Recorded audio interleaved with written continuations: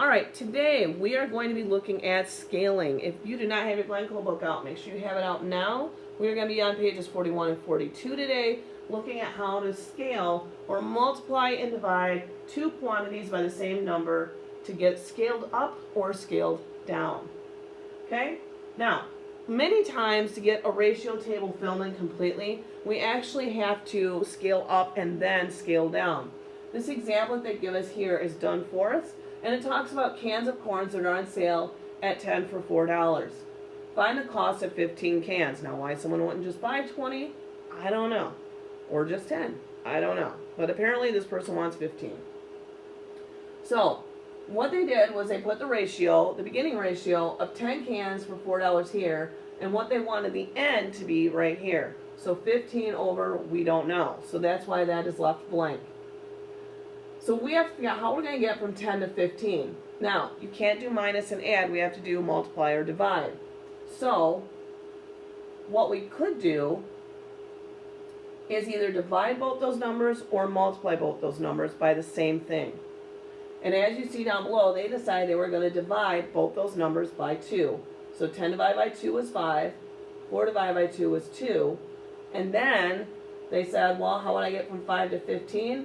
Multiply by 3. What you do on the top, you got to do on the bottom. 2 times 3 is 6. So 15 cans would cost $6.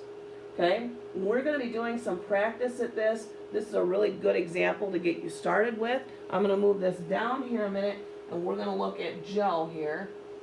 And hopefully, let's see, maybe there we go. Okay. So this is down your page. I just had to move on because I didn't have enough room on my smartboard. Joe mows lawns during the summer vacation to earn money. He took 14 hours last week to mow 8 yards.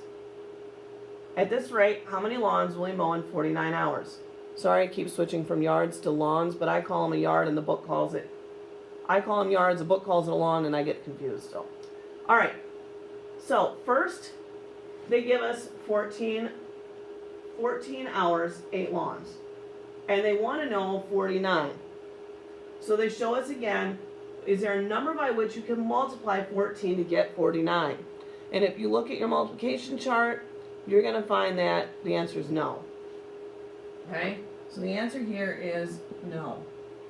So if we scale back, if we divide down 14 divided by 2, then we can multiply up times 7 and get to 49. So we are going to scale back by 7, scale back to 7, divide by 2, scale back to 7, scale forward to 49. So now Joe can mow 28 yards or lawns in 49 hours. So again, what I did on the top, we had to do on the bottom. 8 divided by 2 is 4, and then 4 times 7 is 28. Whatever you do on the top, you have to do on the bottom. I know I keep repeating that, but it's super important. If you don't do it that way, it's going to be wrong. You can't multiply 1 by 2 and then 1 by 3 or add and subtract in these problems. It just does not work out.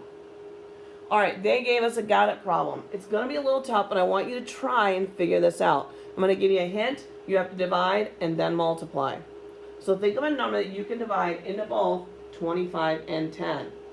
And then you'll figure out what you have to multiply up to get to 105. Take a pause, try and figure it out, and come back in 5, 4, 3, 2, 1.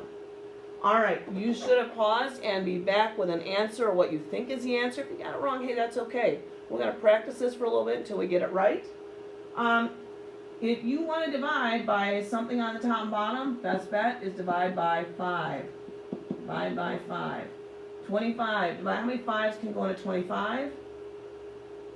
5. So 25 divided by 5 is 5. How many 5s can go into 10? You should have said 2. And 10 divided by 5 is 2. Now we got to scale up. What are we going to multiply by 5 to get 105? Well, how many 5s are in 100? How about, let's see. Well, there's 25s in 100. So if we need 5 more than 100, we would be at 21. So we have to do times 21 down here. So 2 times 21, or 21 plus 21 is what? If you said 42, you got the right answer. So, child's height measures 105 centimeters. Estimate her height in inches. What is her height in inches? It is 42 inches. Don't forget that label. Alright? So, comparing centimeters to inches, this is a great way to do that. Sometimes those conversions can be really hard, but sometimes if you have a chart like this, a scaling back and scaling forward idea, it helps you to figure out those answers. Alright, we are going to be looking at our guided practice. Our guided practice. So, let's flip over to the next page.